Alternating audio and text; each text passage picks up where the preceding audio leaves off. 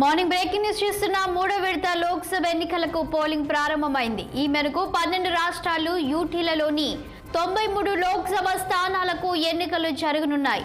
మూడో విడత లోక్సభ ఎన్నికల్లో పలువురు కీలక నేతలు పోటీలో ఉన్నట్లు తెలుస్తోంది. కేంద్ర హోంమంత్రి అమిత్ షా, మధ్యప్రదేశ్ మాజీ ముఖ్యమంత్రి శివరాజ్ సింగ్ తో పాటు మరికొంతమంది నేతలు పోటీలో ఉన్నారు.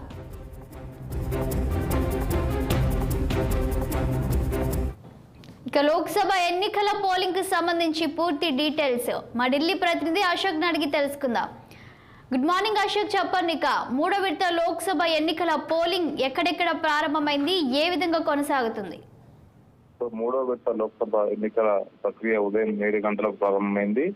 మూడో దశలో 12 రాష్ట్రాలు యూటీలో మొత్తం 93 లోక్సభ స్థానాలకు ఎన్నికలు జరుగుతున్నాయి. సో అస్సాం, బీహార్, ఛత్తీస్గఢ్, దాద్రా నగర్ హవేలీ, నయాం డామ్, సో గోవా, గుజరాత్, కర్ణాటక, మహారాష్ట్ర, ఉత్తరప్రదేశ్, వెస్ట్ బెంగాల్, మధ్యప్రదేశ్ రాష్ట్రాలలో ఈ ఎన్నిక జరుగుతుంది. సో గోవాలో పూర్తి స్థాయిలో ఎన్నికలు జరుగుతున్నాయి. అదేవిధంగా గుజరాత్ లో కూడా, అదేవిధంగా గుజరాత్ లో 26 స్థానాలు జరుగుతున్నాయి. సో మొత్తానికైతే ఈ మూడో విడతలో కొన్ని కీలక రాష్ట్రాల్లో ఎన్నికలు జరుగుతున్నాయి ఇప్పుడు. సో అంత ఎన్నికల ప్రక్రియ ప్రశాంతంగా కొనసాగుతుంది. సో ఇప్పటికే 2 విడతల్లో దాదాపు 250కి పైగా స్థానాల్లో ఎన్నికల ప్రక్రియ ముగిసింది. సో దీంతో మూడో విడతలో దాదాపు 300 స్థానాల్లో ఎన్నికల ప్రక్రియ ముగిసింది.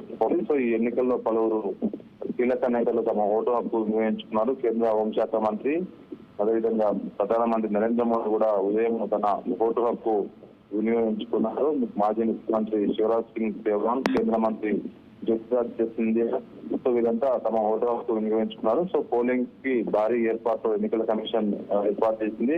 ఛత్తీస్గఢ్ లో ఎన్నికలు జరుగుతున్నాయి కాబట్టి సమస్యాత్మక ప్రాంతాలలో భారీ ఏర్పాటు చేశారు. ఛత్తీస్గఢ్ చాలా క్లిష్టమైన స్టేట్, నక్సల్ ప్రభావితం గల స్టేట్ కాబట్టి అక్కడ పోలీసులు ఏర్పాటు చేశారు. కేవలం ఛత్తీస్గఢ్ లో 7 పార్లమెంట్ పరిధిలో ఈ రోజు ఎన్నికలు జరుగుతున్నాయి. సో మొత్తానికైతే ఎలాంటి అవాంఛనీయ ఘటన జరగకుండా కేంద్ర బలగాలతో పోలీస్ ఈ ఎన్నికల కమిషన్ ఏర్పాటు చేసింది. సో మొత్తానికి 3 ఫేజ్లో ఎన్నికల ప్రక్రియ ముగబోతుంది. సో 4వ ఫేజ్ ఈ నెల 13వ తారీఖు జరగబోతుంది. అందులో తెలంగాణ, ఆంధ్రప్రదేశ్ సంబంధించిన రాష్ట్రాల ఎన్నికలు కూడా ఉన్నాయి. సో ఓవరాల్ గా అయితే మొత్తం 542 పార్లమెంట్ అయితే లోక్సభ స్థానాలకు ఇప్పటి వరకు దాదాపు 270కి పైగా లోక్సభ స్థానాలకు ఎన్నికల ప్రక్రియ ముగిసింది. మిగతా ఎన్నికల ప్రక్రియ దాదాపు మొత్తం ఇంకా 4 దశల్లో ఎన్నికలు జరగబోతున్నాయి. Thank you Ashok.